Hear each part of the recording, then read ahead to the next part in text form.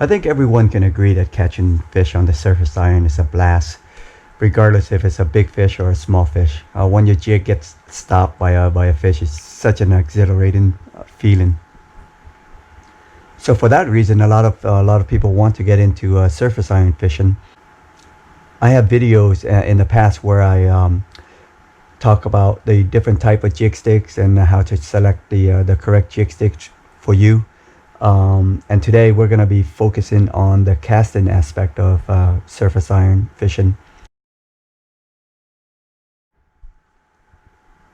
So I want to make this video to offer some tips and advice for the folks out there that are just getting started into this kind of fishing, or people who have done it for a while but have struggled with casting. So these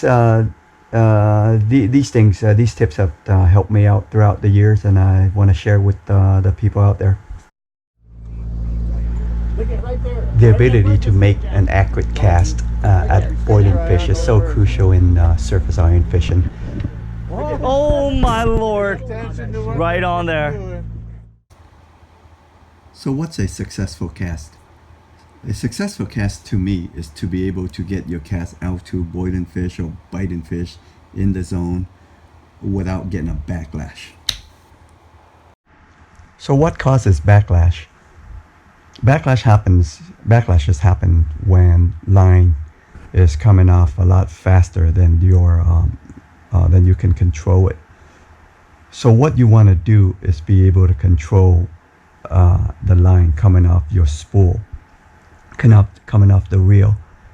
So now in modern reels, a lot of modern reels have cast control system on the reel, or cast control mechanisms on the reel, and that's essentially what it's doing, is controlling the rate of the line that's being dispersed from your reel, the line that's coming off from your reel. But for someone like me who have grown up casting conventional reels, the cast control it inhibits the line from coming off, so it's not letting you maximize your distance. So you want to be able to control the line coming off with your thumb. That's where you want to get to. So how do you do that? How do you control the line coming off the reel with your thumb? Well, it takes practice, and let's go through a cast, and we'll see how you can achieve that. The ideal cast is from the 3 o'clock position to the 9 o'clock position. That'll get you the most rod speed. I understand that on boats most of the time you're not going to be able to do that because of space, and a lot of people are around you. But let's just talk in terms of the best scenario possible. So let's do from 3 o'clock to 9 o'clock. Start with your thumb on the reel at the 3 o'clock position, and notice that my eyes are on the jig. You always want to keep an eye on your jig. You go through the whole cast and pay attention to all my casts. My eyes are always on my jig, no matter where the cast is. It could be in mid-flight and my eyes are still on my jig. It's a good habit to pick up for safety reasons. Anyhow, so you start at the 3 o'clock position with your thumb on the spool to stop the line from coming out. You start the momentum of the jig and let the rod do its thing, just loading up the jig. If you have a good rod, and that's where picking the right rod comes in, the rod will automatically load your jig as you're moving forward. As you're moving forward, at about at the 11 o'clock position is where you want to let your finger go. Let your thumb off the spool, and this does not mean that you lift your thumb completely off the spool.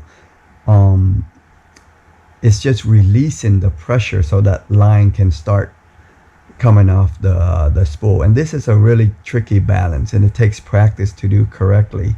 But you want to lift your thumb off or release the pressure off the spool while feathering still continuing to feather in the reel, meaning your thumb still contacts the reel, but not too much pressure where line is not coming off, and not too little pressure where too much line is coming off.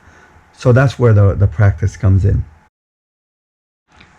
So just keep repeating casting from 3 o'clock position to 9 o'clock position, releasing the pressure at around 11 o'clock position, and continuing to feather the reel until the jig lands in the water. When you first start casting, don't pay attention so much to how much distance you can get. Just focus on making a smooth cast without backlash. And then as you get more comfortable, you can add distance by casting harder and letting the rod load more, therefore getting greater distances. But in the beginning, just focus on a smooth cast and getting your thumb educated in feathering the reel. So after you make a successful cast and there aren't any backlash, what happens next? Well, you're going to retrieve your line, and here it's also another crucial point in setting up future or upcoming successful casts. You want to make sure to lay your line evenly on your reel. So notice I am keeping tension on my line and laying it evenly on the reel so that it's packed in tight. That will affect your next cast. If you lay loose lines on your reel, inevitably the next cast will backlash. So pay attention when you're retrieving your line and make sure that you're packing it tight and neatly and evenly across the reel, so there aren't any lines that are bundled up on one side or the other, or even in the middle. So if you do this process correctly, you'll be setting yourself up for successful casts after casts during every fishing trip. So hopefully these few tips help you guys out there who are learning how to cast or who are struggling with consistent backlash-free casts. The best thing I can advise is just keep practicing, getting your thumb educated, and good luck out there. Thank you for watching.